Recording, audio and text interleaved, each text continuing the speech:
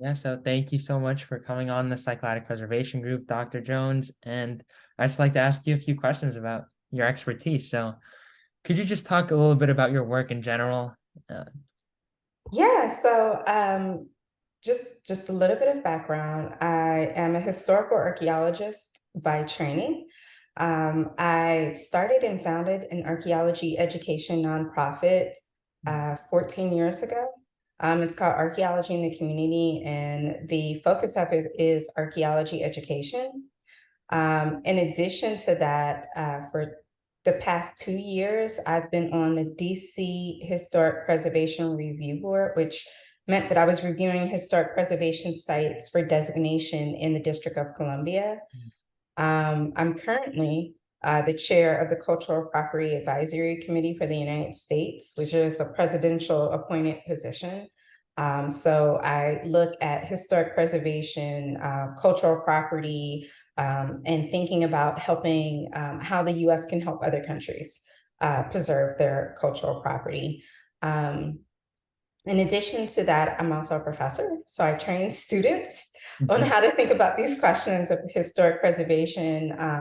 And then I also work with a cemetery. I'm on the board of an African American cemetery, and helping them preserve their landscape and site as well.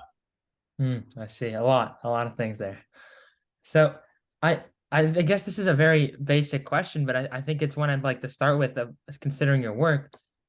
So, like, why is education of historic preservation important? Because a lot of people oftentimes just completely miss that. I feel like I don't know if you agree. I mean, Yeah, so I think at the core of it's our shared history, our shared culture, our shared heritage.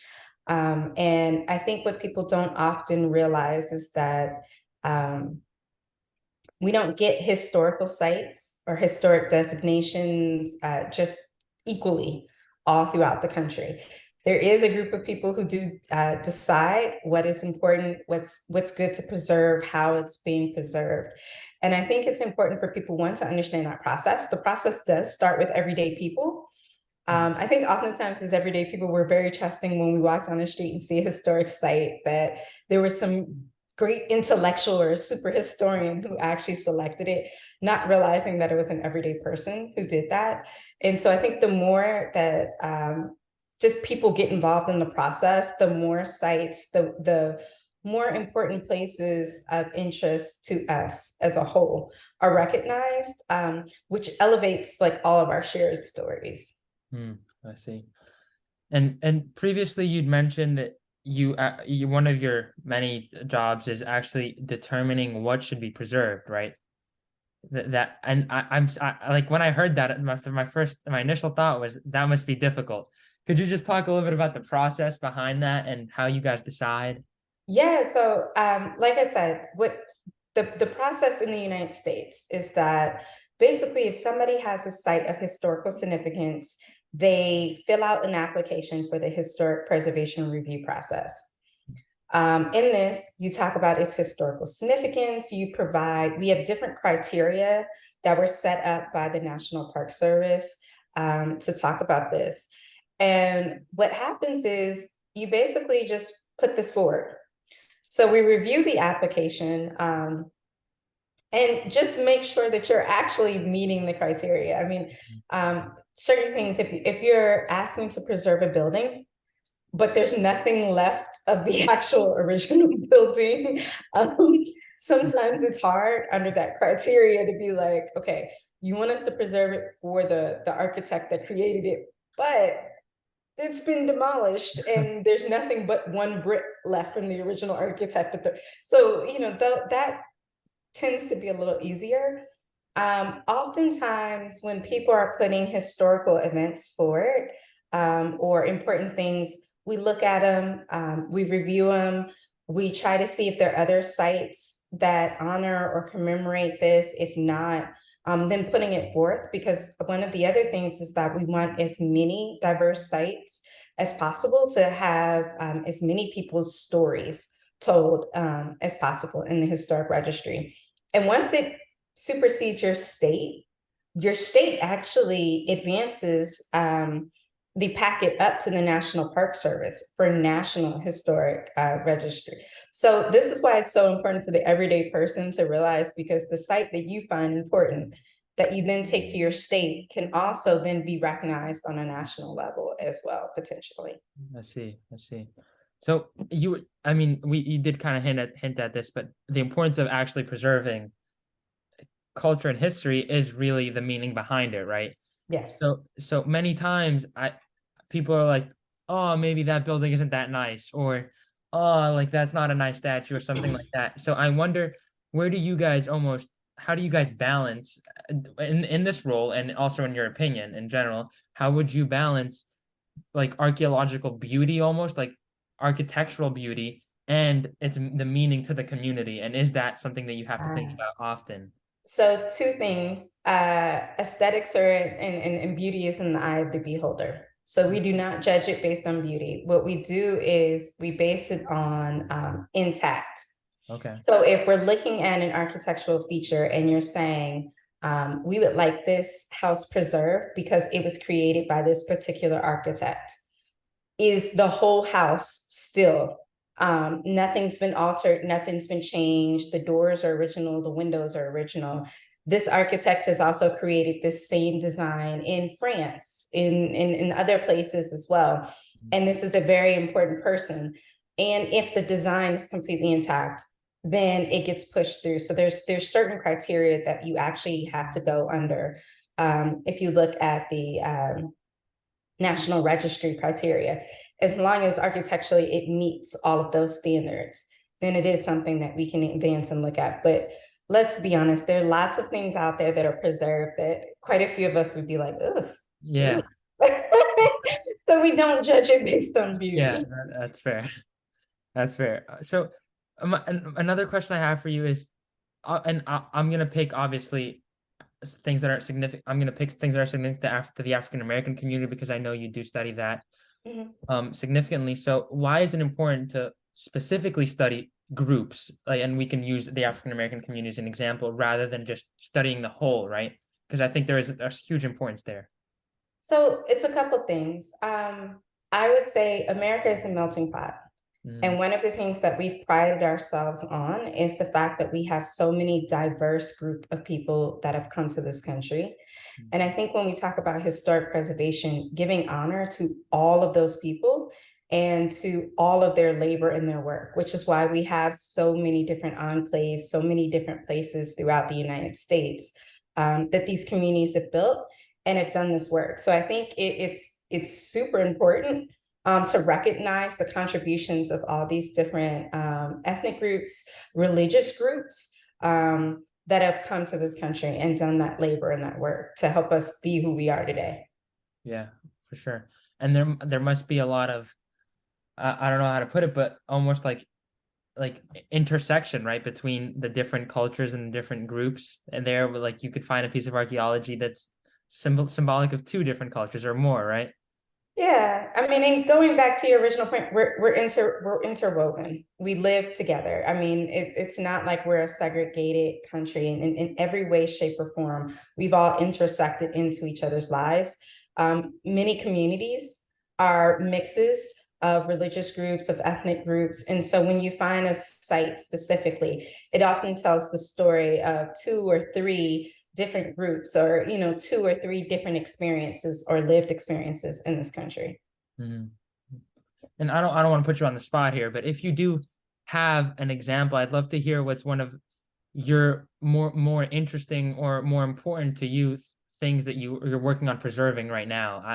I don't know, maybe it's a loaded question. For me, it's my cemetery. Yeah. And right now, one of the things that is in the news right now, African American cemeteries are having problems with potentially being destroyed. And my cemetery is one of those where the infrastructure bill, which has allowed highways to be expanded, is basically funding the expansion of a highway in Maryland, which is now trying to intersect into graves. And they're actual graves that run along the right of way of the highway. So if you were to actually get out your car and change your tire and step into the grass, you're actually stepping on graves as part of our cemetery. And so if that highway was to widen, you would actually disturb those people there. And so making awareness and letting people know that, that people have the right, if you paid for this land, if you own this land to be buried here, you have the right to actually stay there and not be disturbed. Wow, yeah. Wow. And I mean, almost connecting to that, but then generally as well, like what can the average person do to preserve culture around them and be educated? Because I think, especially specifically in this scenario, there's a lot a person could do, right? So I would say one, it doesn't matter your age, getting involved with the local historic preservation societies. A lot of younger folks don't know that they do have younger divisions within them. The other thing is, and I do it with most of my college students, I require them to go out and learn who's on the Historic Preservation Review Committee for your county or your state. Just so that you can have an idea of who are the people who are making these decisions around what heritage is preserved. And then also going online, downloading the application for your state to actually see what the process is, because that is a whole nother hurdle that we never talk about, is to actually fill out the application. Even though we boast that everyday people can do it, it's an issue where it's not easy for everyday people to actually go out and do this labor and fill out this application. It takes lots of man hours. I can imagine there must be a lot of information on there. And then my a question that I always ask my guests, and I'd love to hear your answer to this, but it's it's it's a difficult one. So it's, what do you think that all types of culture should be preserved? And I thought of this question when I was thinking of what happened a few summers ago with the Confederate statues and the whole divide in the nation of tearing down versus keeping Confederate statues. What do you think of that? I mean, after all, the Confederate statues are a type of culture, but should they be preserved because they represent some very harmful and some very horrible things that have happened in American history? That is a super loaded question. I know, I know. um, one in which I tend to stay away from. I mean, maybe I'll broaden it a bit. Just in general, do you think that all types? It doesn't have to be related to that. It's, So no, I want to be very careful and strategic in how I answer this, but all history is worth celebrating. All history is worth talking about. Um, Oftentimes, what I think people don't recognize is that what is the true story of the groups that are being honored or recognized. Um, One of the things we never talk about with historic preservation is where did the statue come from in the first place? Who erected it? When did they erect it? What was the purpose of erecting it? And I think that's something that often isn't talked about or even discussed. What history are you celebrating when you create these sites of memorialization? And when you create memorialization, are you also doing it in a way that doesn't ostracize others? Because there are ways to create memorials of conflict sites, and people do it all the time, where in discussing what that conflict site is, you can also honor and talk about the sacrifice that some made, while also talking about the sacrifices that others made and the situations that others are in.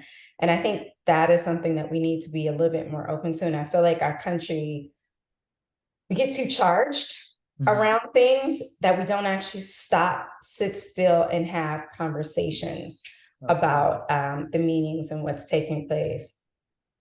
Yeah, perfect. I mean, that's a great answer. Yeah.